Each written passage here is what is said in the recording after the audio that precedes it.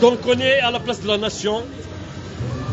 Le régime de la Macronie, après avoir tenté par tous les moyens de nous empêcher d'organiser nos rassemblements, vous savez, il y avait des poursuites devant la cour d'appel, il y avait toutes sortes en fait, de violences. On est passé devant tous les juges pour nous empêcher de faire les rassemblements à la place de la République. Je suis passé devant la cour d'appel, devant la cour de cassation, mais nous avons résisté. Et nous n'avons pas reculé et on reculera jamais. On reculera jamais. Ils peuvent sanctionner comme ils veulent. Ils peuvent nous harceler comme ils veulent. Ils peuvent envoyer leurs policiers. Ils peuvent faire ce qu'ils veulent. On reste dans le cadre de la loi, mais on va rester debout et on reculera jamais. Donc Macron travaille avec le régime totalitaire d'Alger pour saboter, parce qu'il a l'habitude de le faire, pour saboter notre rassemblement d'aujourd'hui. Ils ont tout fait, hein. Ils ont tout calculé pour nous empêcher d'organiser notre rassemblement à la place de la République, mais ils n'ont pas fait que ça. Ils sont partis plus loin parce qu'ils ont l'habitude, hein. Ça les dérange la commémoration du 5 octobre. Vous imaginez, ça les dérange de commémorer une date qui est historique. La date où les Algériens ont fait le choix de plier la dictature, de faire face à la dictature et de forcer la dictature à changer ces méthodes qui sont criminelles, sanguinaires et totalitaires. Donc pour ce faire, donc il a fait venir un groupe de musique qui est juste derrière pour justement perturber les activités du 5 octobre. Le 5 octobre où Khaled Nezzar, le criminel, le génocidaire, que le pouvoir totalitaire a protégé, vous savez, lui il a le droit d'assassiner le peuple. Il a assassiné 500 Algériens courageux, jeunes, qui ont dit stop à la dictature, stop au régime totalitaire, et des milliers de blessés. Et ce sinistre personnage, ce criminel notoire, vous le savez très bien, Khaled Nezzar a été protégé par le régime totalitaire jusqu'à la fin de sa vie. En fait, cette personne qui a assassiné des Algériens, qui a assassiné le peuple, parce qu'il y a une différence entre le régime totalitaire qui n'est pas, en fait, qui est dans une autre logique et dans un autre monde, et le peuple qui souffre, et le peuple qui tente en fait de construire quelque chose d'autre, de sortir en fait de la caserne que ce régime a imposé au peuple algérien. Je veux rappeler 3 choses.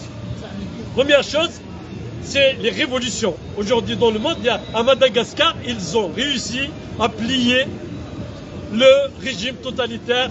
Et vous le savez, leurs militants ont désigné une direction de la révolution. Il y a 8 personnes à la tête de cette direction de la révolution. C'est-à-dire, on peut dire que en même temps, ils ont réussi à casser le régime totalitaire et ils ont réussi à s'organiser, à mettre en place une direction de la révolution. Et nous sommes heureux et bravo pour tous les militants du Madagascar qui sont des Africains comme nous et qui ont réussi leur révolution. Il y a le peuple marocain qui est un peuple frère. Et vous le savez très bien, hein, Netanyahou qui travaille avec le Makhzen. Makhzen sont soumis à Netanyahou, ils travaillent pour Netanyahou et ils essaient par tous les moyens d'écraser leur peuple et de tuer les Marocains qui ont refusé de se plier devant la dictature, le totalitarisme, en même temps de le Makhzen et du roi que nous on appelle en fait le Malik Tatbi' ou Amir al-Mutabbi'. Donc voilà, donc c'est le moment, les Marocains ont fait le choix de se débarrasser. Il faut se débarrasser de ça. C'est pas quelqu'un qui est gravement malade comme Bouteflika qui va gérer les affaires du Maroc. C'est pas non plus son fils qui a 16 ans ou 17 ans qui va gérer les affaires du Maroc. Il n'y a pas de roi, il n'y a pas d'esclave. Il y a un peuple. Il y a un peuple marocain qui est capable de se gérer lui-même. Il n'a besoin ni du roi, ni de le Makhzen. Donc nous, on sait que le peuple, cette nouvelle génération, où la génération Z ou Z a fait quelque chose que les autres générations n'ont pas pu faire. Mais chez nous, en Algérie, ce qu'on a fait en 2019, moi je fais confiance au peuple algérien. Je sais que le peuple algérien va se réveiller. On a vu des courageux comme Mohamed Tajadid, Brahim Lalami et tous les militants. Abla Qmari, Fethi Gharras, le courageux que le régime totalitaire essaye d'écraser, de piétiner ce militant courageux, ce camarade, l'ami, notre ami. Fethi Gharras, c'est un grand homme, c'est un homme qui a toujours milité et il est là pour rassembler autour de lui toutes les tendances. Il a éclaté tout ce que certains essaient de placer entre les militants pour les empêcher de s'unir. Et c'est le moment de s'unir. Et le régime totalitaire aujourd'hui n'est pas écouté. Personne ne l'écoute. Tebboune, il parle dans le vide. Parce que tout le monde sait que ce sinistre personnage passe son temps à mentir. C'est-à-dire il a construit toute sa politique sur propagande, mensonge et le bluff. Et il a tout. Alors que dans le fond, il n'a rien. Il n'a rien parce que quand toi, tu n'es pas capable de assurer la sécurité de l'Algérie, parce que la personne qui était à la tête de la sécurité, El Djen, a pu fuir l'Algérie. C'est-à-dire, ces gens-là qui sont censés assurer la sécurité de l'Algérie sont des incapables, ils sont incapables même d'empêcher celui qui est censé assurer la sécurité de tous les Algériens, y compris l'armée, hein, parce que la sécurité intérieure, ça veut dire que tu vas assurer la sécurité de tout le monde. Cette personne a quitté le pays et les journalistes de pacotille qui sont avec le régime passent leur temps à faire de la propagande et mentir. C'est des menteurs. Personne ne les croit d'ailleurs. C'est les Espagnols qui nous ont informés sur Nasser el-Djen.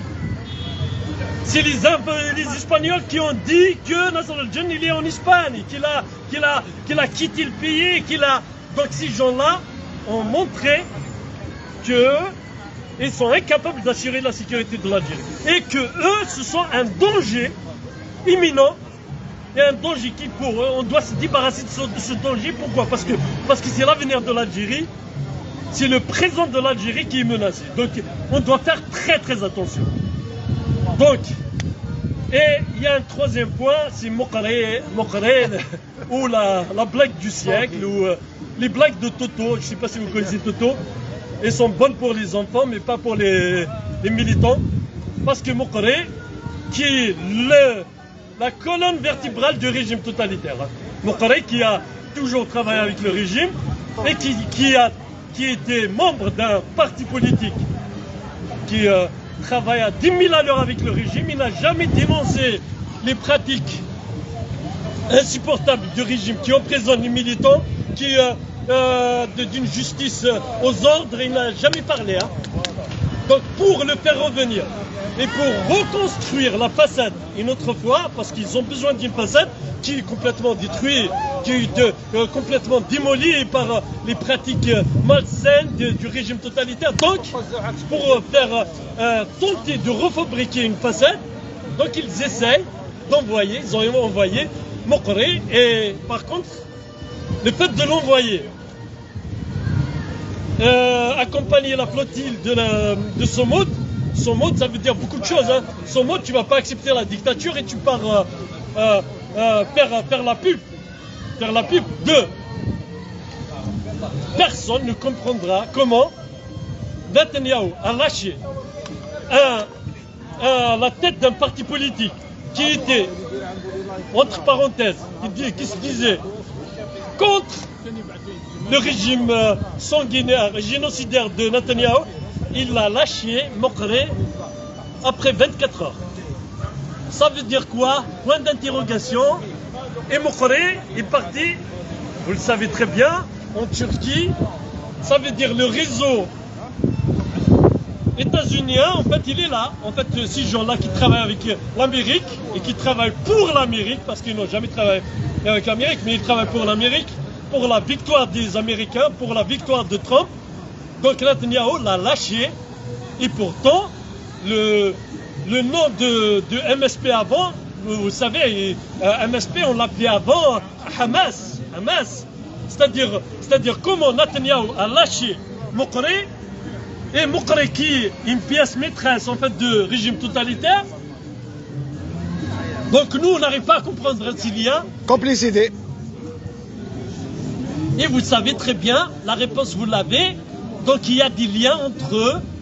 Et c'est des liens, parce que le régime, dans le fond, travaille pour des forces étrangères. Donc, pourquoi ils essaient par tous les moyens d'aider le pouvoir totalitaire à se maintenir? Vous avez compris les liens, et les liens sont visibles, lisibles, et vous n'avez pas besoin de plus d'explications. Voilà pourquoi nous n'avons pas d'autre choix.